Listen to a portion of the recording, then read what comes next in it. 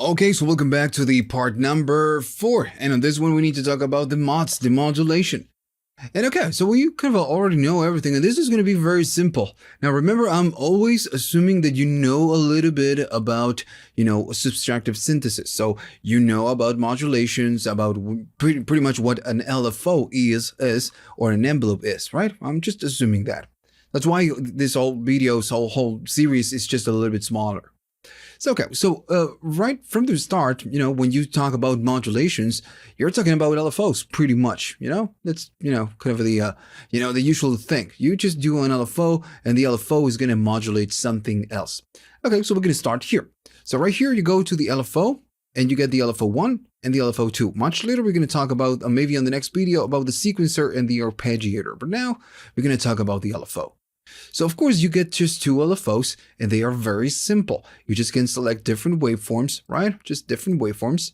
And then you can select the speed, you can tempo sync to your DAW, and then you can of course delay the LFO. Kind of when the LFO starts, you're going to delay that, the LFO by a tiny bit. And then you're going to do kiss sync. We're going to talk about this one in a minute. And then the LFO2, you get the same thing. Right, just the same thing. So I'm going to go and start off from a default patch. I'm going to go to the number 2 and just going to go all the way up, right? Just pretty simple, just to get something maybe a little bit better. Maybe it's just too much. Something like that, it's going to be cool. Okay, so how all of this works, the whole synth which works with modulations is by using the modulation matrix. And it's very simple to understand. In the left side, you're going to be selecting what you're going to be using to modulate, and then what are you going to be modulating? In this case, I'm going to go and use the LFO1. So I'm going to go there and say that what is my, modulation source? So it's going to be LFO1. Okay. So the LFO1 is going to be modulating what? And here comes the complexity, because we have a million parts that we can select.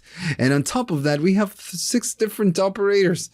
So that's the hard part. You have a million things that you can select right here.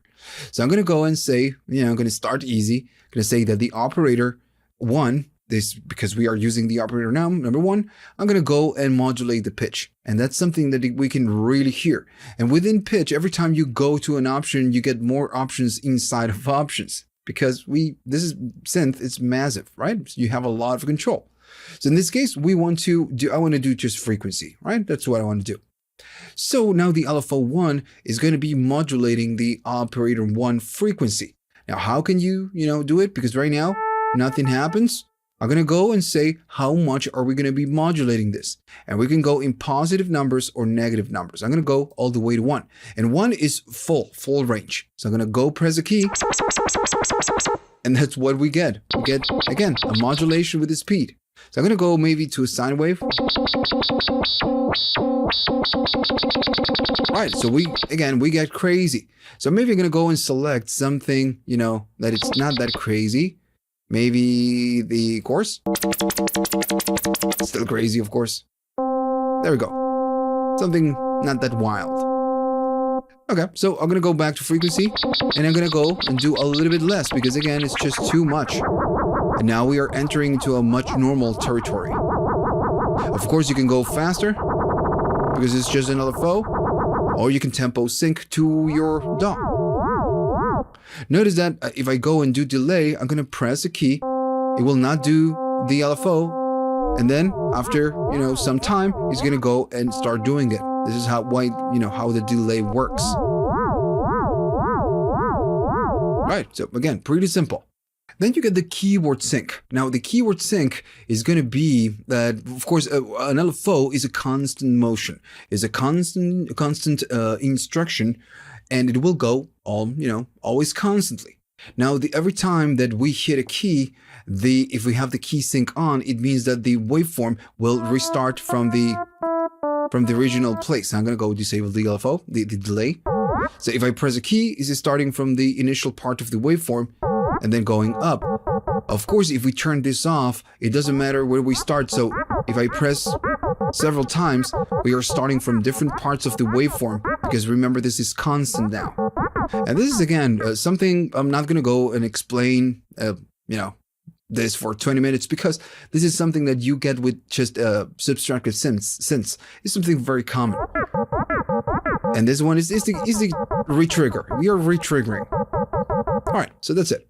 Now, of course, you can go and do some other things. Maybe the operator frequency, and maybe you want to do, I don't know, something like the cutoff. Some sounds nice.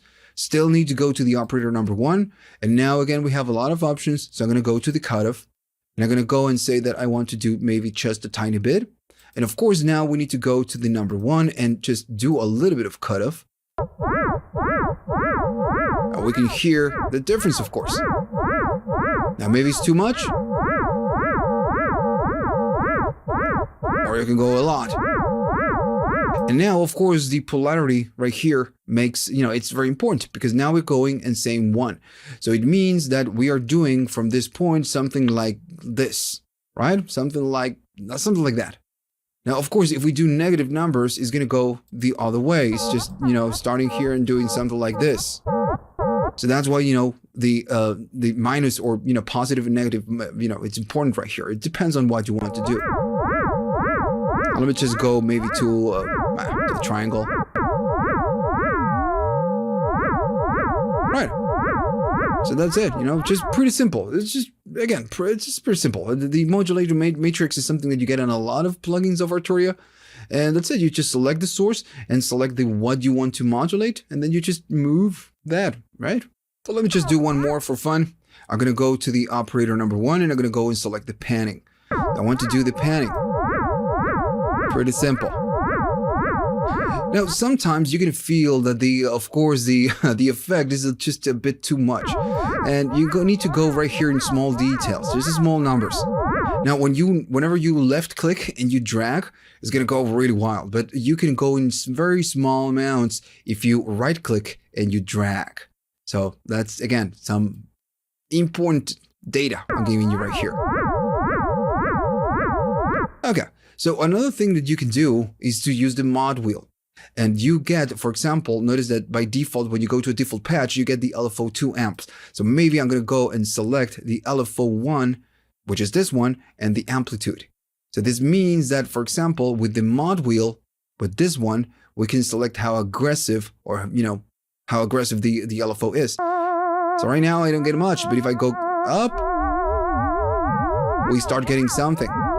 And notice that by default, again, you get some connections right here that maybe are kind of in the way. So I'm going to just disable them.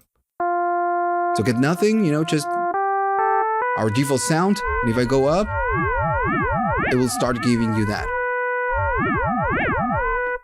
Okay, so remember as well that we get the LFO 1. Of course, the LFO 2 is going to work exactly the same, but you also get envelopes. So, and these ones are the same envelopes you get right here.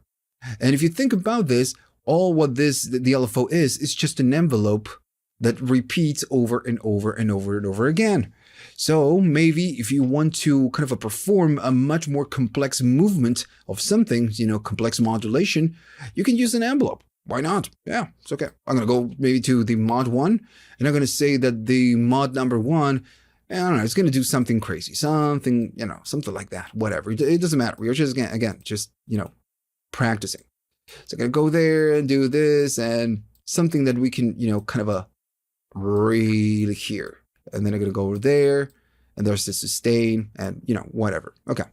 So I'm going to go, and since we want to kind of mimic or reproduce the same thing we are doing in the LFO, I'm going to loop it between this and the sustain. So every time we do something, it will follow this instruction and loop over and over again. So now I want to do the same thing, but instead of using an LFO, I'm just going to use my envelope.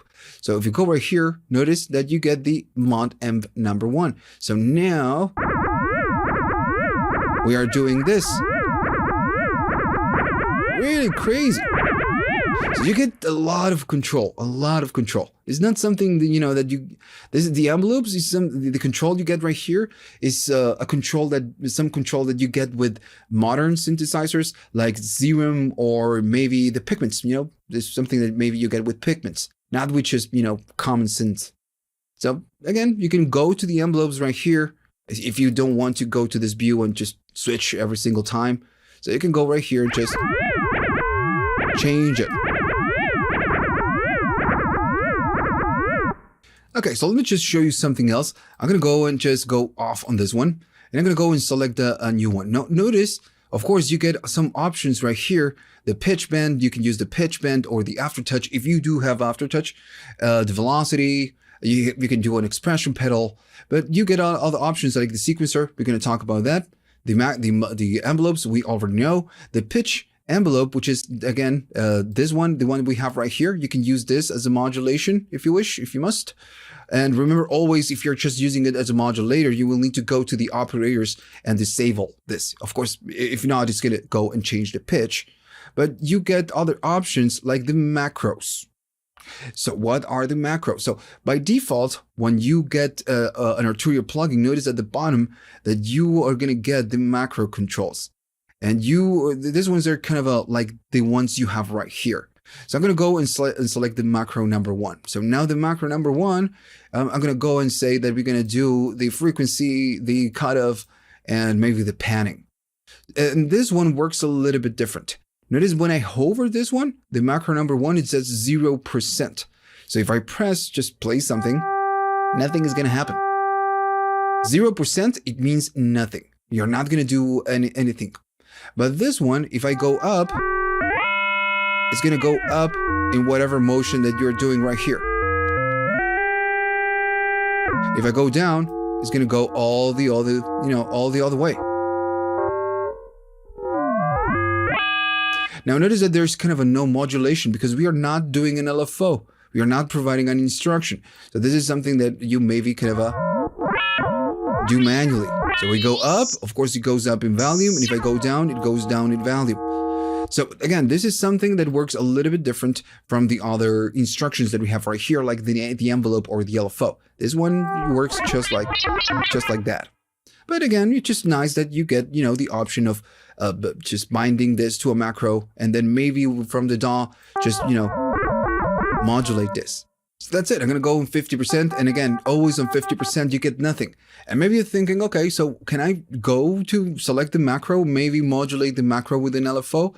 That makes sense. Yeah, it makes a lot of sense. But I believe you cannot do this. I'm going to go and, again, maybe select an LFO, whatever, the LFO 1. And if you go right here at the very top, notice that you don't get the option of selecting the macro. So I don't think you can do it. So, yeah, so that's it. So, okay, so, this is pretty much the whole synth. Now, of course, you get some other options right here at the bottom with the portamento, the arpeggiator. And we are not going to talk about effects because this is pretty simple. I believe that you can just figure this out on your own. It's very simple. And you get different effects. So if you were just going to be making a video to cover all the effects, we're going to spend like 40 minutes doing all the effects. So it just makes no sense. They're just, common effects. You don't get anything super crazy right here. Now, there's one thing I need to show you, of course, on the effects section, is that you get 2 different modes. And I know this is obvious, but maybe you didn't notice that on this mode, this is kind of a chain mode. So if you add an effect right here, for example, this one is going to go there, and the next effect is not this one. It's going to be this one. And notice that you get the green arrow right here. So this effect is going to feed to this one is going to feed to this one, and this one is going to feed to this one. That's the default behavior. And notice again, this is the chain mode. So you do have a different mode. I'm going to go back to default, and is the other mode, which is the, this is going to be the parallel mode. And this means that now you are can run this effect. This effect is going to go to this one, and this one goes out. That's why you get the mix control.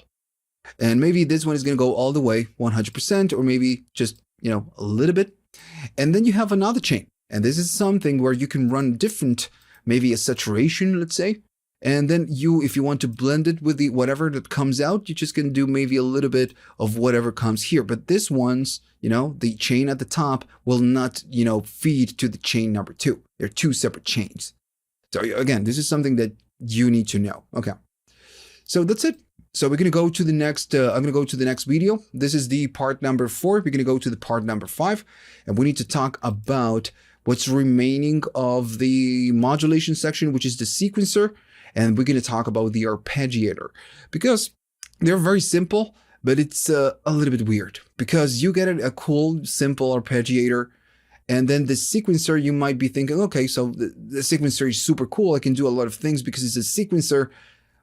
Not really. So I'm going to talk about this on the next on the next video. I'm going to release one every single day, or every one video every after maybe 2 days. All right. It's okay. So see you on the next one.